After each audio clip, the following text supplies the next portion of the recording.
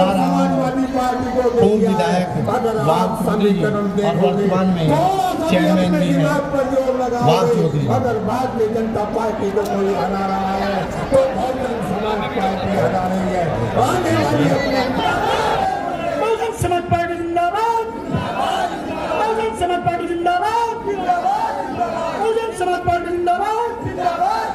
BSP की क्या पहचान, बीएसपी की क्या पहचान, बीएसपी की क्या पहचान, बीएसपी की क्या पहचान। सब समाज के सम्मान में,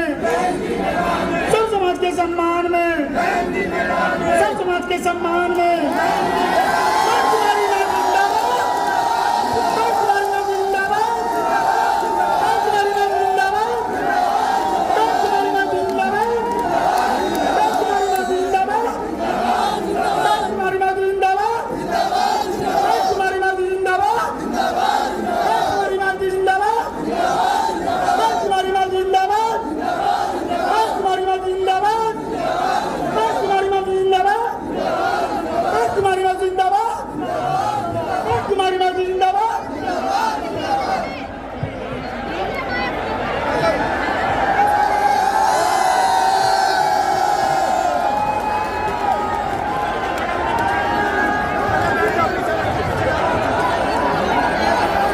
सम्मानित साथियों, आपके बीच में आदरणीय बहन जी आ चुके हैं। मैं बालक राम जी से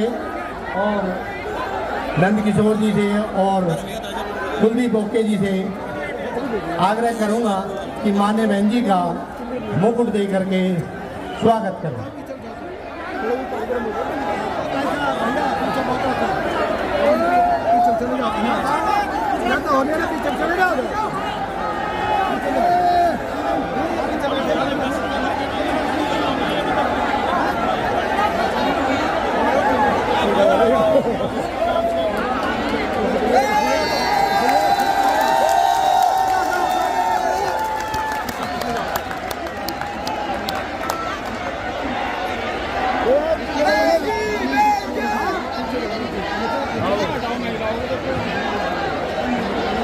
मान्य बहन जी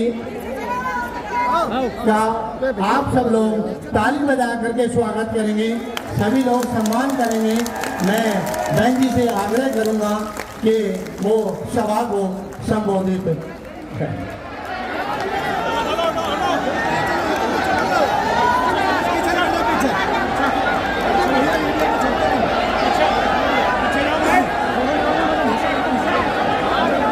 झंडे के एक साइड पर ले यार तुझे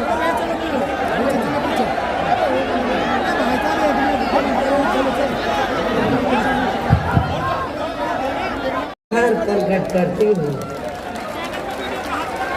वैसे आप लोगों को ये मालूम है कि हमारी पार्टी कांग्रेस, बीजेपी व अन्य किसी भी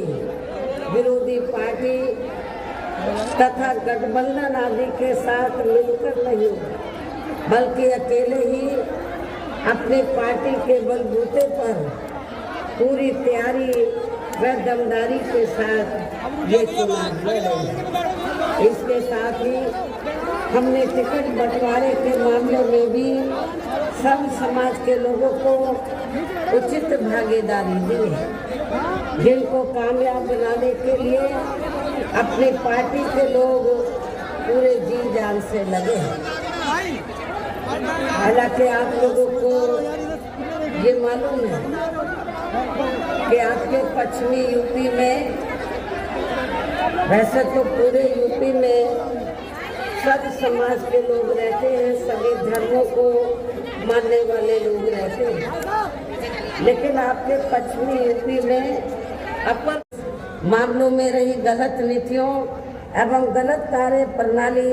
आदि की वजह से ही फिर इस पार्टी को केंद्र में काफी राज्यों की भी सत्ता से बाहर होना पड़ा है, तथा यही स्थिति इनकी सहयोगी पार्टियों की भी बनी रही है, जिसके कारण ही फिर पिछले कुछ वर्षों से भारतीय जनता पार्टी व इनके सहयोगी दल केंद्र एवं काफी राज्यों की भी सत्ता में काबिज हो गए हैं, लेकिन इनकी भी ज्यादातर रही जातिवादी, पूंजीवादी, संकीर्ण, सांप्रदायिक व द्वेषपूर्ण नीतियों एवं कार्य प्रणाली आदि से तथा इनकी कथनी व करनी में भी काफी अंतर होने की वजह से अब ऐसा लगता है कि इस बार ये पार्टी भी केंद्र की सत्ता में आसानी से वापस आने वाली नहीं है। भारतीय जनता पार्टी भी केंद्र की सत्ता में आसानी से वापस आने वाली नहीं है, बशर्ते यदि ये चुनाव इस बार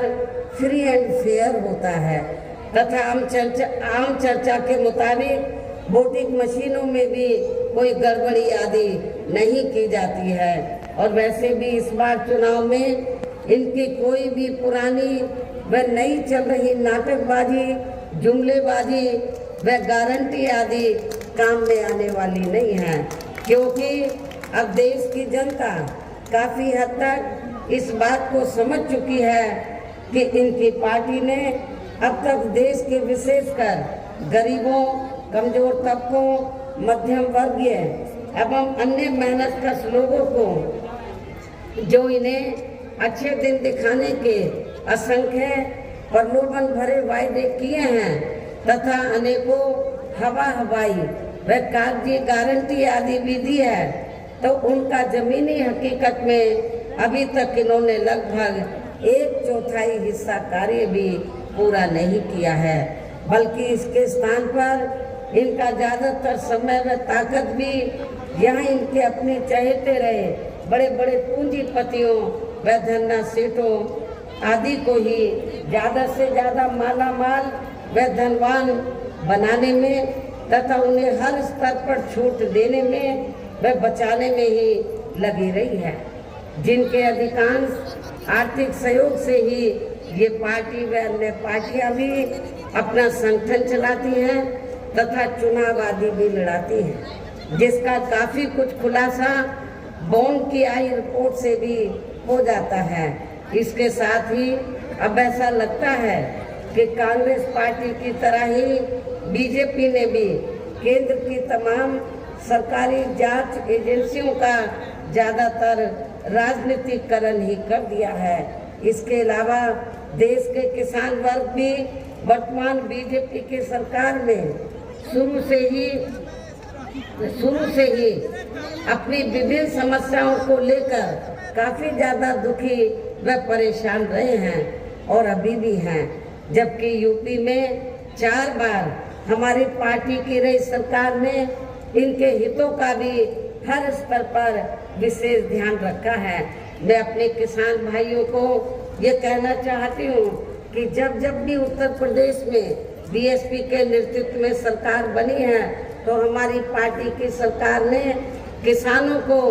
खेती करने के लिए सस्ते दामों में तो समय से उनको पूरी सुविधाएं दी हैं और उनकी हर फसल का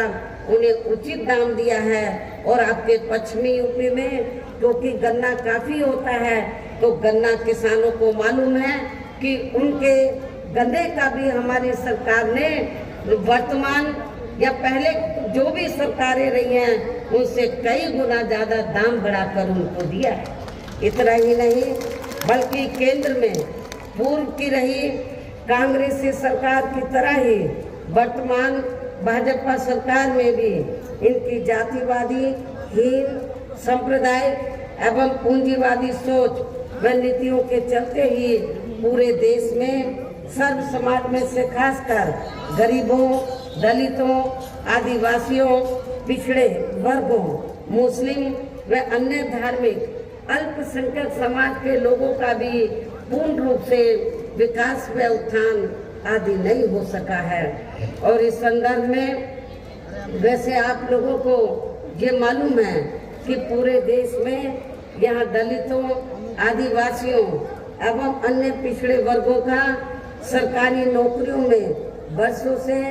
अधूरा पड़ा आरक्षण का कोटा भी अभी तक पूरा नहीं भरा गया है। विशेषकर SC व ST वर्गों के सरकारी कर्मचारियों का पदोन्नति में आरक्षण भी अब काफी हद तक प्रभावहीन ही बना दिया गया है। साथ ही केंद्र व राज्यों में भी विरोधी पार्टियों की रही सरकारों में इन सभी वर्गों को प्राइवेट सेक्टर में आरक्षण दिए जाने की व्यवस्था किए बिना ही इनकी सरकारों के ज्यादातर सरकारी कार्य अब प्राइवेट सेक्टर के जरिए ही इनके बड़े बड़े पूंजीपतियों व धरना सेठों आदि को ही दिए जाने के कारण अब इनको पूरे देश में आरक्षण का बहुत कम ही लाभ मिल पा रहा है। इसी प्रकार इनका अन्य और मामलों में भी शोषण में उत्पीड़न आदि होना अभी तक भी बंद नहीं हुआ है।